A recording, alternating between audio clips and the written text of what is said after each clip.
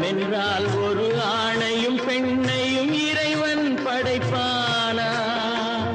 பயணம் போகும் பாதையில் திராட்சை கொடியை வளர்ப்பானா?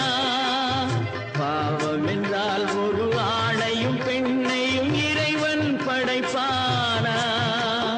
பயணம் போகும் பாதையில் திராட்சை கொடியை வளர்ப்பானா?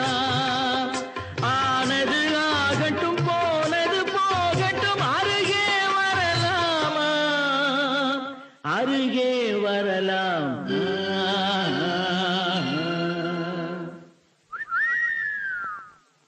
இரவினில் ஆட்டம், பகலினில்